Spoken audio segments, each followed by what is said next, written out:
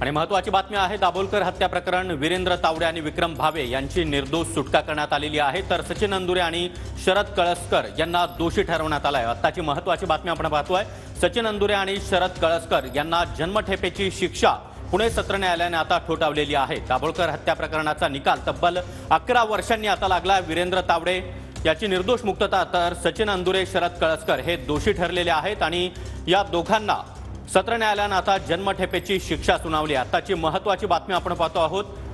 अनिसचे doctor Narendra Dabholkar यांची 20 August 2013 रोजी पुण्यामध्ये हत्या करण्यात आलेली होती।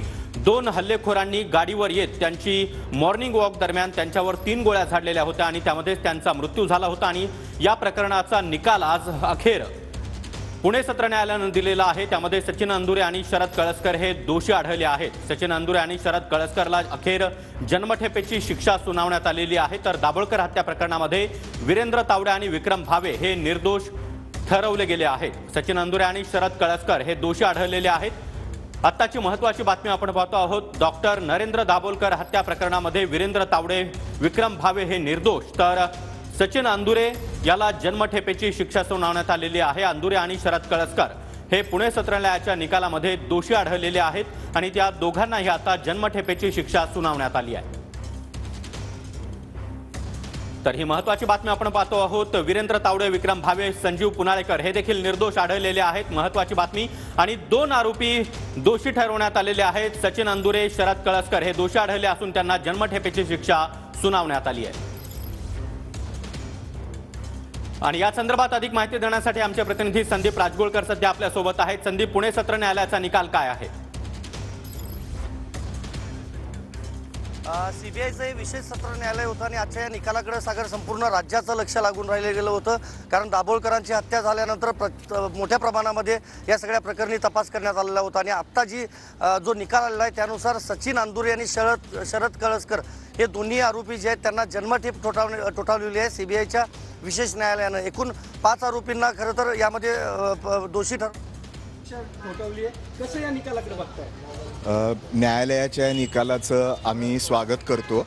न्यायव्यवस्थेवरती डॉक्टर नरेंद्र दाभोलकरांच्या खुनानंतर आम्ही सातत्याने विश्वास ठेवत आलेलो होतो इथल्या कायदा सुव्यवस्थेवरती, आणि आज त्या प्रकरणामध्ये 2 जणांना प्रत्यक्ष जे संशयित मारेकरी होते त्यांना शिक्षा झालेली आहे। एका पातीवरती हा न्याय झालेला आहे। उरलेले जे 3 सुटलेले आहेत आरोपी, त्याच्या विरोधामध्ये उच्च न्यायालयामध्ये आणि सर्वोच्च न्यायालयापर्यंत ही लढाई आम्ही घेऊ जाऊ। प्रत्यक्षामध्ये माणसाला मारून त्याचा विचार संपवता येत नाही आणि अशा पद्धतीनं डॉक्टर नरेंद्र दाभोलकरांच्या खुनानंतर त्यांचं काम संपलेलं नाही पण निर्धारांनी चालू राहिलेलं हे अधोरेखित होतं। आणि ज्या विचारधारांकडे याच्याविषयी संशयाची सुई होती ते आज न्यायालयाच्या निर्णयामुळे त्याच्यावरती शिक्कामोर्तब झालेलं आहे। या निकालाच्या तुम्ही समाधानकारक आहे का? जो निकाल सत्र न्यायालयाने दिले तुम्हाला समाधान आहे? 2 जणांना शिक्षा झाली आहे ही निश्चितच समाधानाची बाब आहे। प्रत्यक्षामध्ये जे मारेकरी होते त्यांना शिक्षा झालेली आहे, पण यामागे जे कटामध्ये सूत्रधार होते त्याचे आणि त्यातला मुळातला जो सूत्रधार आहे त्याला मात्र अटक झालेली नाही आणि जे बाकीचे सूत्रधार आहेत त्यांची सुटका झालेली आहे। त्याच्या विरोधामध्ये उच्च न्यायालयात आणि सर्वोच्च न्यायालयापर्यंत आम्ही जाऊ। 11 वर्ष वाट पाहावी लागली सर। बोल। आता 11 वर्ष वाट पाहावी लागली आहे आणि त्यात तुम्ही पाठपुरावा केला होता। नंतर गौरी लंकेशच्या हत्येनंतर हे सगळे आरोपी समोर आले। कसं सगळं तुम्ही बघताय आणि आज हा निकाल हाती आलाय? गौरी लंकेशच्या हत्येचा तपास आणि नालासोपारा शस्त्रसाठा जेव्हा पकडला गेला तेव्हा 2018 साली हे जे 2 आरोपी आहेत सचिन अंदुरे आणि शरद कळसकर हे 2018 साली पकडले गेले या 2 तपासांमधनं। आणि त्याच्या आधी जवळपास 13 ते 18 असा 5 वर्ष हा तपास एका टप्प्यावर येऊन थांबला होता। आज आम्हाला असं वाटतं की जे ॲक्च्युअल शूटर्स होते त्यांना न्यायालयाने शिक्षा सुनावलेली आहे। ही एक महत्त्वाची गोष्ट घडलेली आहे या तपासामध्ये। आणि ही जी संपूर्ण 11 वर्षाची लढाई होती ती मला असं वाटतं की महाराष्ट्र अंधश्रद्धा निर्मूलन समितीचे आम्ही सर्व कार्यकर्ते आणि सर्व हितचिंतक त्यामध्ये महाराष्ट्रातल्या इलेक्ट्रॉनिक आणि प्रिंट मीडियाचा देखील आवर्जून उल्लेख करायला पाहिजे की ज्यांनी हे कॉज लावून धरण्यामध्ये निश्चित एक महत्त्वाची भूमिका बजावली. त्यामुळे 11 वर्षानंतर विवेकाच्या मार्गाने जाऊन न्याय दृष्टीपथात मिळतो ही भावना आमच्या मनामध्ये जागृत राहिलेली आणि मला वाटतं लोकशाहीसाठी सुद्धा ही उपकृत भावना आहे. या निकालाकडे तुम्ही कसं बघता? सर्व आरोपींना शिक्षा होणं अपेक्षित होतं का, किंवा 2 आरोपी हे पण त्यामध्ये कटात नव्हते असं सिद्ध झालंय? म्हणजे नेमकं काय सगळं हे निकाल कसं तुम्ही विश्लेषण करणार? आम्ही असंच विश्लेषण करू ह्याचं की जे ॲक्च्युअल शूटर आहेत त्यांना शिक्षा झालेली आहे ही गोष्ट आहे, त्याबद्दल आम्ही समाधानी आहोत. ज्या 3 जणांना शिक्षा झालेली नाही त्याबद्दल आम्ही उच्च न्यायालय आणि सर्वोच्च न्यायालयापर्यंत निश्चित जाऊ. आमचे वकील जे ॲडव्होकेट अभय नेवगी आहेत त्यांच्या मार्गदर्शनाने मदतीने आम्ही आजपर्यंतची ही वाटचाल केली, तशीच आम्ही या संदर्भातली अपिलातली वाटचाल पुढे करू.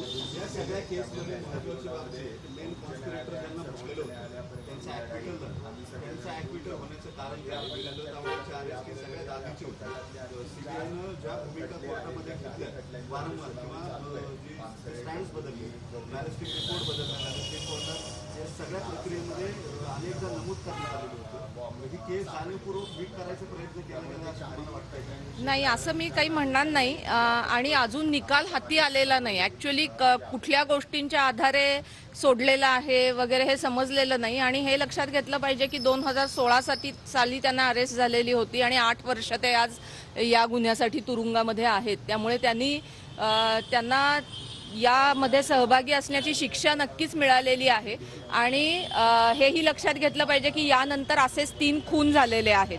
तर हे जे सगळे आरोपी आहेत ते यातल्या कुठल्या ना कुठल्या खुनामध्ये संबंधित आरोपी आहेतच. त्यामुळे आमचा 2 प्रकारचा विश्वास आहे की इतर खुनांमध्ये देखील हा न्याय होण्याची प्रक्रिया घडेल आणि दुसरं म्हणजे आम्ही उच्च न्यायालयात जाऊच. शरद कळसकर आणि सचिन आंदोरे यांची ही काही पहिली केस नाहीये. याशिवाय आणखी एक ठाण्याची आर्मसॉलची केस आहे ज्याच्यामध्ये सगळ्यात पहिल्यांदा ATSनं त्यांना अटक केली होती. यांना केवळ आता बळीचा बकरा बनवलं जातंय का या व्यवस्थेतून असा प्रश्न उपस्थित होतो. याचं कारण या सगळ्यामध्ये ज्यांना मास्टर माइंड म्हटलं गेलं किंवा जे मेन कॉन्स्पिरेटर म्हटले गेले त्यांना अजूनपर्यंत अटक झाली नाही अशी भूमिका तुमचीच आहे किंवा अटक झाली नाही अशी भूमिका तुमची आहे. या सगळ्या परिस्थितीमध्ये आता जे मेन कॉन्स्पिरेटर म्हटले होते चार्जशीटमध्ये त्यांचं सुद्धा ॲक्विटल झालं. लक्षात घ्या की शूटर्स ही काही लहान गोष्ट नाही आहे, ज्यांनी प्रत्यक्ष खून केलाय. त्यामुळे बळीचा बकरा निश्चित नाही, कारण त्यांनी प्रत्यक्ष गोळ्या झाडलेल्या आहेत.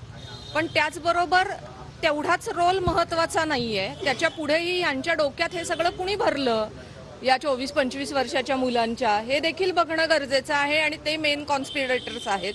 मला असं वाटतं की अनेक वेगवेगळ्या तपास यंत्रणा ह्याच्या मागे आहेत.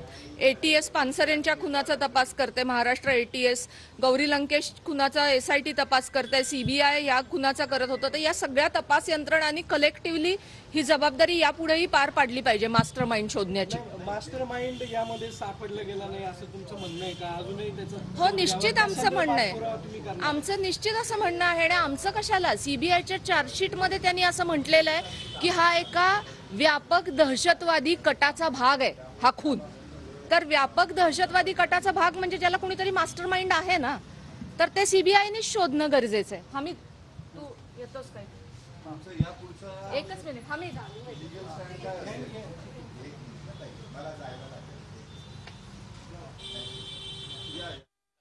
तर आताची महत्त्वाची बातमी आपण पाहतो आहोत. पुणे सत्र न्यायालयानं दाभोलकर हत्या प्रकरणामध्ये हा मोठा निकाल दिलेला आहे. यामध्ये वीरेंद्र तावडे, संजीव पुनाळेकर आणि विक्रम भावे यांची निर्दोष सुटका करण्यात आली आहे. तर सचिन अंदुरे आणि शरद कळसकर हे दोषी आढळले असून त्यांना जन्मठेपेची शिक्षा सुनावण्यात आली आहे. काय असेल तुमचं?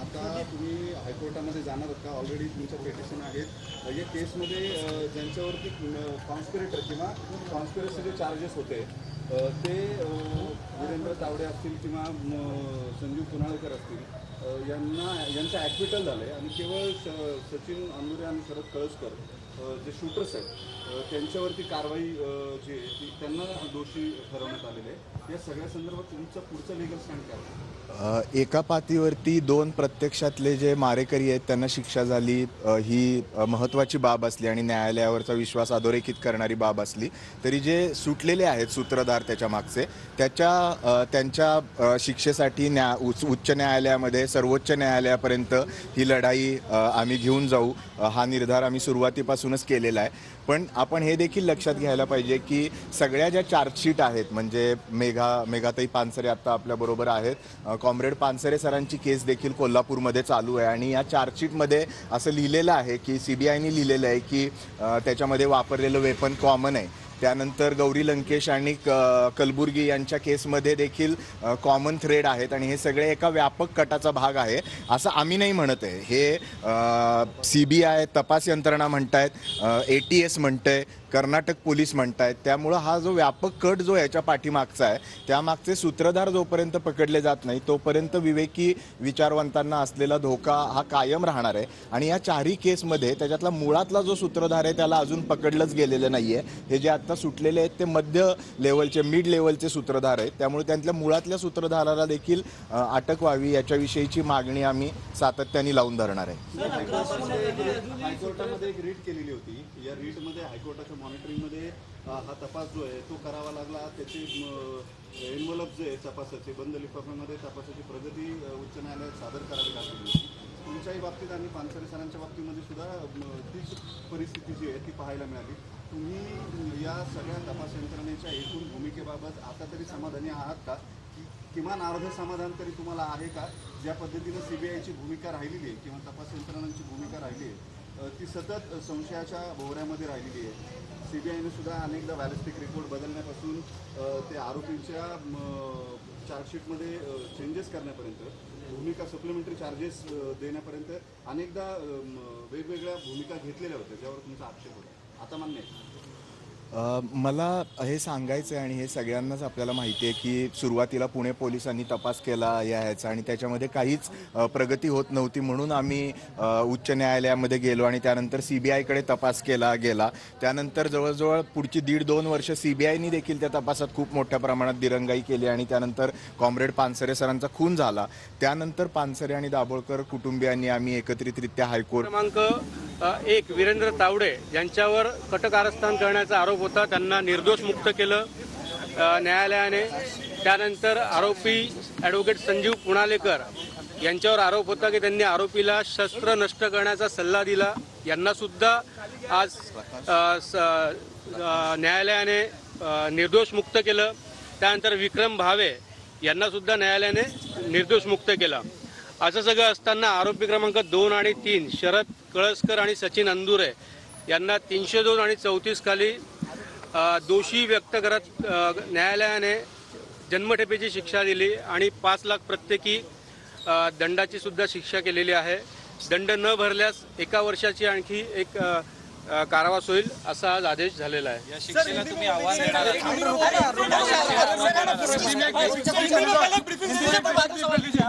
देखिए, ऐसा है कि जो 20 अगस्त 2013 को जो डॉक्टर नरेंद्र दाभोलकर इनका जो मर्डर हुआ था ओंकारेश्वर ब्रिज के पास, उस केस में आज फैसला आया है. 5 लोग इस केस में एक्यूज थे.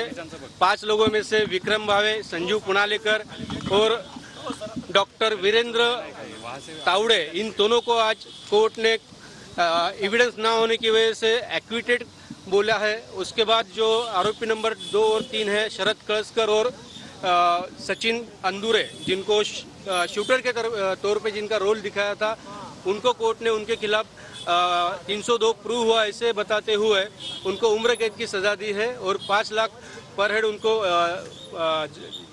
फाइन भी उनको जमा करना है. अगर फाइन नहीं भरा तो 1 साल का अलग से सजा होगा. यह सजा सुनाई है. दोषींच्या शिक्षेला तुम्ही आव्हान असं आहे की या सगळ्या केसमध्ये सुरुवातीपासूनच पुणे पोलीस असेल, पुणे क्राईम ब्रँच असेल किंवा CBI असेल, यांची वेगवेगळी थिअरी आहे.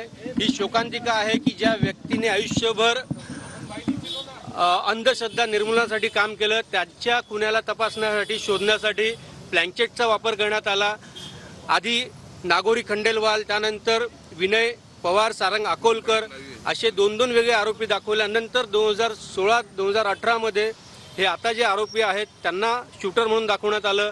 नक्कीच आज जरी दोघांना शिक्षा दिली असली तरी या निकालाचा आम्ही आदर करतो. जी काही सविस्तर निकालाची प्रत आहे ती हातात आल्यानंतर त्याचा अभ्यास केल्यानंतर हा निकाल नक्कीच आम्ही चॅलेंज करणार आणि उच्च न्यायालयात या संदर्भात आम्ही दाद मागणार. सर ये जो ड्रॉप किया गया, क्यों ड्रॉप किया गया वो बताइए, और क्या आप इस फैसले को चुनौती देंगे? जैसा कि सबको पता है कि इस केस के बारे में शुरू से ही मीडिया में और सब जगह बहुत तरह से बातचीत चली है. यह इंसिडेंट हुआ उसी वक्त तुरंत कई लोगों ने, वो पॉलिटिशियंस हो या फिर कोई लोग मीडिया वाले हो, उन्होंने फैसला सुना दिया था कि यह इसने किया है या उसने किया है. इस केस में यूएपीए लगा था, लेकिन यूएपीए लगने के लिए जो क्राइटेरिया जरूरी है, टेरर एक्ट के अंडर जो कोई भी यूएपीए के क्राइटेरिया में केस बैठती नहीं है, ऐसे कोर्ट ने कहा है. जो विटनेस सामने आया था गवाह हुई, उन्होंने तो यह भी कहा था कि मैंने कोई भी पेपर पढ़े नहीं और मैंने यूएपीए का सैंक्शन दे दिया. उन्होंने ये भी कहा था कि महाराष्ट्र गवर्नमेंट से सैंक्शन लगता है और मिनिस्टर यानी गवर्नमेंट होता है. जब उनको पूछा गया कि मिनिस्टर यानी गवर्नमेंट और वो सैंक्शन देगा, ऐसा कहीं लिखा है क्या, तो उन्होंने कहा कि नहीं, ऐसा कहीं भी लिखा नहीं है.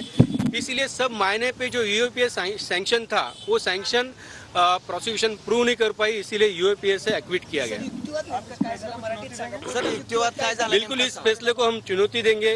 जो जजमेंट का कॉपी है, डिटेल हाथ में आने के बाद इसको हम चुनौती देंगे. सर युक्तिवाद नेमका काय झाला थोडक्यात? या केसमध्ये एकूण 72 साक्षीदारांची लिस्ट होती. जसं आपल्या सगळ्यांना माहिती आहे की त्या दरम्यान त्या दिवशी जे ओंकारेश्वर ब्रिज परिसरात जे लाखो मोबाईल सगळे वावरले होते, त्या सगळ्याचा डेम डाटा पोलिसांनी कलेक्ट केला होता, सीबीआयने कलेक्ट केला होता.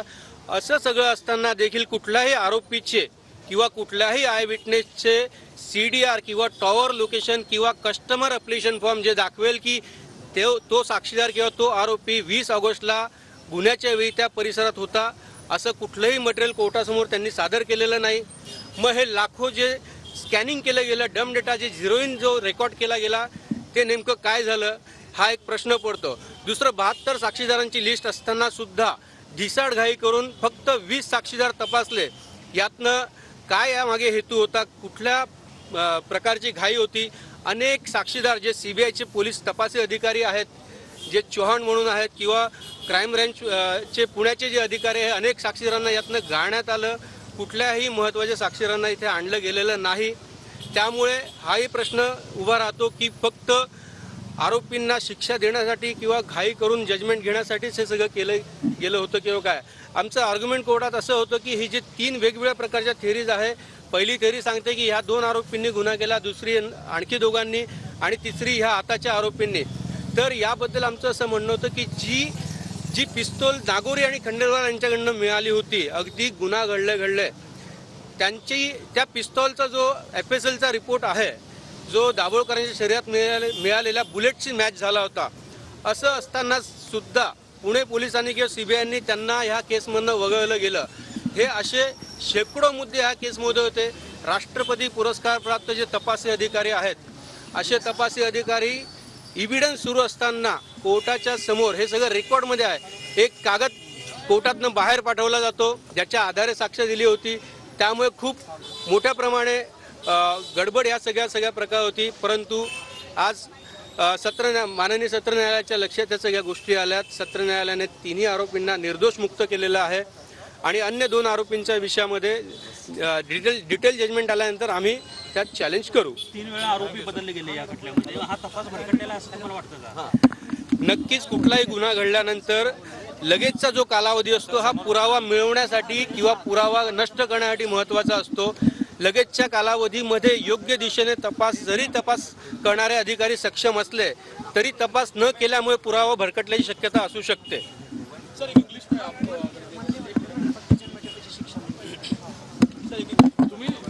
समाधानी निकालावर गुन्हा साबित होणं याचा परिणाम दुसऱ्या गुन्ह्यांवर पण होतो. मात्र सूत्रधार लवकरात लवकर शोधला पाहिजे. अगदी बरोबर आहे. आणि आपल्या लक्षात आलं असेल की हे जर झालं नसतं तर आणखी विवेकवाद्यांचे खून झाले असते. हे अलीकडच्या काही वर्षांमध्ये न्यायालयामध्ये ही प्रक्रिया चालू आहे म्हणून त्याच्यावर नियंत्रण आलं असं मला वाटतं. आपण पाहतोय की न्याय भेटायला वेळ लागला, मात्र या प्रकरणामध्ये आज जी शिक्षा सुनावलेली आहे कदाचित यासारखे प्रकार जे आहे ते पुढे घडणार नाहीत अशी अपेक्षा मेधा पानसरेंनी व्यक्त केल्याचं पाहायला मिळते. Camera person Shaji Sonu, Pradeep Kapse, TV9 Marathi, Pune. तर डॉक्टर नरेंद्र दाभोलकर हत्या प्रकरणामध्ये तब्बल 11 वर्षांनंतर आता निकाल आलेला आहे. पुणे सत्र न्यायालयानं हा निकाल दिला आहे. 2 जणांना शिक्षा झाली आहे ही निश्चितच समाधानाची बाब आहे. प्रत्यक्षामध्ये जे मारेकरी होते त्यांना शिक्षा झालेली आहे, पण यामागे जे कटामध्ये सूत्रधार होते त्याचे आणि त्यातला मुळातला जो सूत्रधार आहे त्याला मात्र अटक झालेली नाही आणि जे बाकीचे सूत्रधार आहेत त्यांची सुटका झालेली आहे. त्याच्या विरोधामध्ये उच्च न्यायालयात आणि सर्वोच्च न्यायालयापर्यंत आम्ही जाऊ. तर मूळ सूत्रधाराला अद्याप अटक झालेली नाही. या प्रकरणी आम्ही उच्च न्यायालयामध्ये दाद मागू असं हमीद दाभोळकर यांनी म्हटलेलं आहे. मुक्ता दाभोळकर, हमीद दाभोळकर यांनी माध्यमांशी संवाद साधलाय. दरम्यान या प्रकरणामध्ये आता सचिन अंदुरे आणि शरद कळसकर हे दोषी आढळले असून त्यांना जन्मठेप त्याचबरोबर प्रत्येकी 5 लाखाचा दंड ठोठावण्यात आलाय.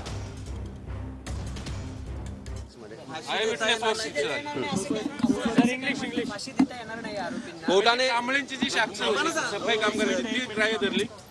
2 आय विटनेस या केसमध्ये होते. एक किरण केशव कांबळे आणि आणखी एक त्याच परिसरात राहणारे गृहस्थ होते. त्या 2 आय विटनेसची साक्ष आता नेमकं कोर्टाने काय कन्सिडर केलं हे जजमेंट पाहिल्यावर कळेल. फाशी नेमकी देता येणार नाही असं सांगितलं कोर्टानं, पण त्यावेळेस युक्तिवाद काय केलं कोर्टानं, त्याच्यासाठी काय निर्णय? आम्ही कोर्टाला सांगितलं की ही केस जी आहे ही दुर्मिळातली दुर्मिळ केस ज्यामध्ये फाशी दिली जाते. कॅपिटल पनिशमेंटसाठीचा जो हे आहे क्रायटेरिया त्यामध्ये बसत नाही, म्हणून कोर्टाने सांगितलं फाशी देता येणार नाही. सविस्तर जजमेंट आल्यानंतर आम्हाला कळेल कुठल्या ग्राउंडवर त्यांना शिक्षा दिलेली आहे. आणि नक्कीच आमचं जे म्हणणं आहे की ज्यावेळी 3 वेगवेगळे सेट दाखवले जातात आरोपीचे, त्यावेळी कुठल्याही आरोपीने ते केलं हे निश्चितपणे सांगता येऊ शकत नाही.